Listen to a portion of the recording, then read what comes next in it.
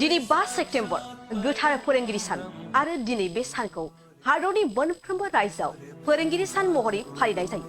फोरोंगिरि सानखौ हादराव फालिनाय बायदिनो बिटिआरनि खना खनला फरायसालिफोरावबो गाजा गोमजायै फालिनायखौ नुनो मोननाय जादों। बेबायदिनो चिरां जिल्लानि बेंटल हायार सेकेन्डारियावबो फोरोंगिरि सानखौ गाजा गोमजायै फालिनाय जायो। दिनै बे हाबाफारियावनो बिटिआर हाग्रा बिफान आरो हा बिफाननि मावफुं सोद्रोमा रनजित बसुमतारी बिथाङाबो बाहागो लायो। दिनैनि फोरोंगिरि सानखौ मेहेरगोनां खालामनायजों लोगोसे फरायसाफोरा फोरोंगिरिफोरखौ मान बावो।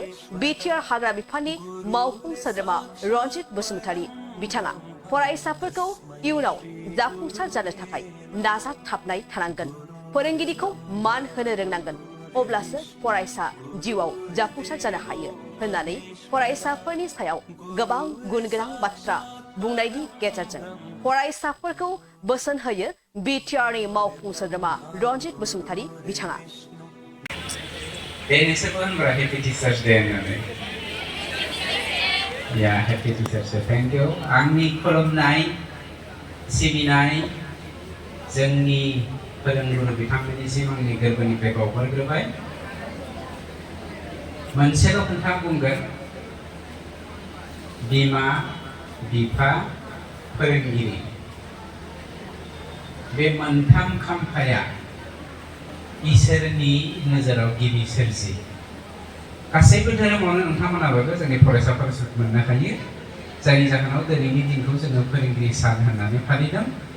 बे सानखौ मानो फालिदों, सोरनिफ्राय फालिदों, जोंना फोरोंगिरि बिथांमोना बुंगोन, आं टाइम गैयिनि थाखाय बुंलिया। बे मोनथाम वर्ड सोदोबखौ जेब्लायबो गोरबोआव ला, बिमा बिफा आरो फोरोंगिरि बे मोनथाम खाम्फाया पितृ मातृ নহয় দেই, মাতৃ পিতৃ আৰু শিক্ষক গুৰু এখেতসকল আমাৰ তিনিটা স্তম্ভ ঈশ্বৰৰ নজৰত। গতিকে এই তিনিটা স্তম্ভটো সদায় আমি হৃদয়ত স্থান দিব লাগে আৰু আগবাঢ়িব লাগে। তেতিয়া আমি সুস্থভাৱে সমাজখন গঢ়াত, নিজৰ গঢ়াত, ভৱিষ্যত দেশখন গঢ়াৰ কাৰণে আমি আমাৰ সকলোৱে নিজৰ দায়িত্বহীন কামবোৰ কৰিব পাৰে। সেইটো কাৰণে সকলোকে মই এইখিনি তিনিখাৰ আগত কথাই ক'লোঁ। খুব ভাল লাগিছে আমাৰ শিক্ষকসকলক এই সময়ত আকৌ লগ পাই।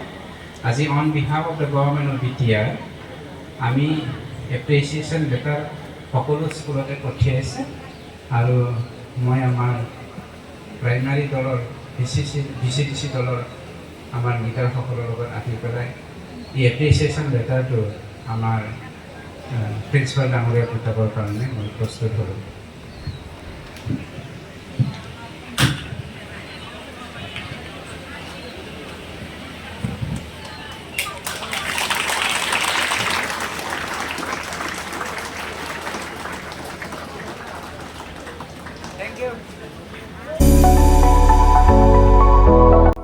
जोनोम सान आरो गुबुन गुबुन गाब गोनां बुब्लिफोराव खुगा गोदै खालामनो जों लुबैयो केक। नंगौ, जोनोम सान आरो बायदि गाब गोनां बुब्लिफोराव नोंथाङाबो लुबैयो केक। मोनफ्रोमबो बुब्लियाव केकआ बयखौबो मुहिहोयो आरो देहाखौ थाजिम मोनहोयो।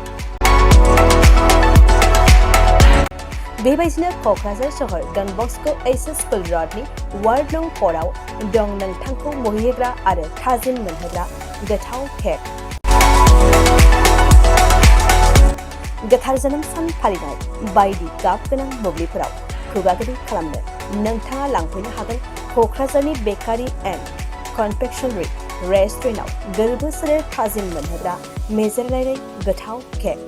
बे गोथाव मेजेरनां केकखौ जानो लुबैदोंब्ला थोंजोङै मख'नाय थंआव थांनाबो लायनो हागोन आरो बिथांमोननि होखानाय 767601351888 8860607313 आरो 8800766409 जानबुं अनजिमायाव सुला दाना बुकिं अर्डारबो खालामनो हागोन। अब्ला माखौथो नेना थाखो, जोनोम सान आरो गाब गोनां बुब्लिनि थाखाय दानो अर्डार खालाम बेकारि एन्ड कनफेक्शनारि रेस्टुरेन्ट अफ केक।